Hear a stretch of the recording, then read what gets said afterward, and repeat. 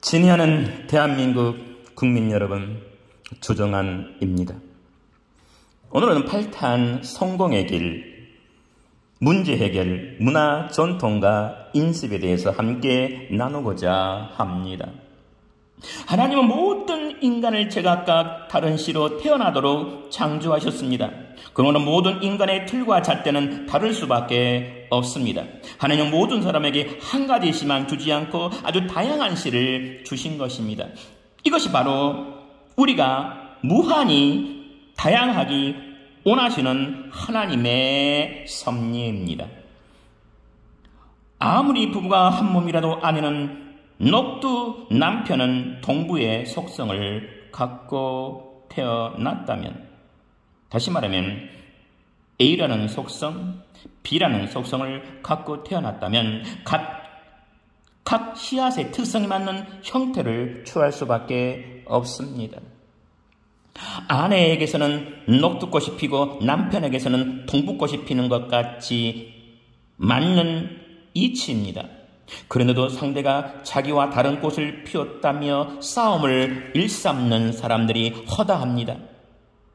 정택이 목사님의 경우도 그렇습니다. 결혼 전 정택이 목사님은 내게 동부꽃이 피었으니 아내에게도 동부꽃이 피었을 거라고 철석같이 믿었습니다. 그러나 막상 결혼해보니 아내에게는 동부꽃 대신 녹두꽃이 무성하게 피어 있었습니다. 남편이 동부꽃인데 어떻게 아내라는 자가 버젓이 녹두꽃을 피우고 있단 말인가? 정택이 목사님은 도저히 이 사실을 용납할 수 없었습니다. 그래서 이 부부는 5년 반 동안 치열한 전쟁을 치렀습니다. 이때 하나님은 이 부부의 마음에 들을 길을 허락하시고 말씀해 주셨습니다. 사랑하는 자야, 부부가 하나 되려면 서로 다르다는 것을 인정해 주어라. 남편과 아내는 서로 다른 꽃을 피우는 존재이다. 이것을 인정할 때라야 서로 조화를 이룰 수 있다. 여러분, 그렇습니다. 서로 다르다는 것을 인정할 때 부부는 조화를 이루게 되어 있습니다. 서로 다르기 때문에 세상이 좀 더 다양하고 풍성할 수 있습니다. 당신이 아름다운 것은 나와 다르기 때문입니다. 밥을 지을 때 녹두와 동부를 함께 넣어서 지어보세요. 어느 한 가지만 넣는 것보다 훨씬 조화로운 맛을 느낄 수 있을 것입니다. 이런 길바닥 마음은 지금껏 자신이 살아온 사회, 문화, 종교와 밀접한 관계가 있습니다. 몇 년 전 TV 프로에 소개되어 한참이나 논란의 대상이 되었던 자녀의 수혈 거부 사건도 이런 맥락에서 이해될 수 있습니다. 부모의 그릇된 종교적인 신념으로서 치료 시기를 놓쳐 생사의 갈림길에 섰던 이런 자녀, 부모가 그 자녀의 병원 치료를 거부한 것은 그들이 믿는 종교, 어떤 종교입니까? 여호와의 증인입니다. 그들에게 다른 것을 수용하지 못하도록 내몰았기 때문입니다. 여호와의 종교, 그런 종교는 사람에게 구원의 길을 제시하는 것이 아니라 사람을 죽이는 길바닥 신앙을 가르칩니다. 누가 죽든 말든 어떤 굴레를 휘서라도 자기들의 신조만 옳다고 주장하는 것이 이런 종교가 갖는 특징입니다. 길바닥의 마음은 자기가 자라온 문화에서도 싹틀 수 있습니다. 자신이 성장해온 문화의 틀에서 벗어나지 못하는 특징이 있습니다.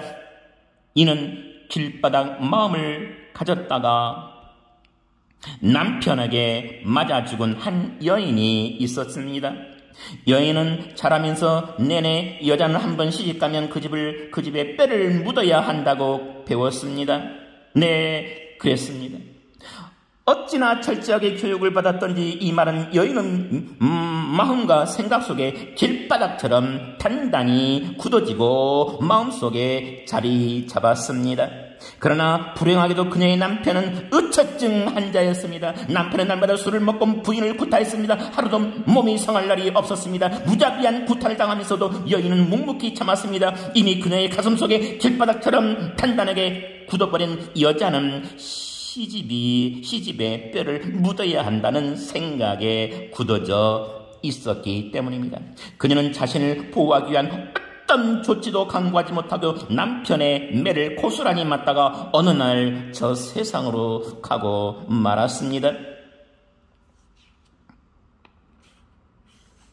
그 여인을 죽인 것은 바로 그녀 자신의 생각이었습니다. 시집에 뼈를 묻어야 한다는 생각 이외에 다른 차구책을 생각할 수 없었던 병적인 심리가 여인을 결국 비참한 죽음으로 이끈 것입니다. 지금도 우리 주변에는 이런 여인들이 헤아릴 수 없이 많습니다. 웬만한 아내에게 피신처를 제공하는 기관에는 지금도 수많은 여성들이 남편의 폭력에 희생된 끔찍한 모습으로 찾아들고 있습니다. 그들은 대부분 흠씬 두드려 맞고도 신고 한번 못해보고 이웃의 신고로 겨우겨우 그곳에 올 수 있었다고 합니다. 남자도 마찬가지입니다. 여자에게 두들겨 맞았다는 그 자존심, 이것 때문에 길바닥에 심긴 시처럼 그런 고통 속에 사는 사람들이 있습니다. 이들도 하나같이 시집에 뼈를 묻겠다는 길바닥 심리를 갖고 있습니다. 지금 당신도 사회의 인습과 문화 전통에 사로잡혀서 새로운 세계를 못 보고 계시지 않습니까? 그렇다면 하루빨리 벗어나야 합니다. 무료 상담 기관이 주변에 많이 있습니다. 상담 기관의 문을 두들기십시오. 그러면 여러분들을 도와주실 것입니다. 다음 시간에 뵙겠습니다. 감사합니다.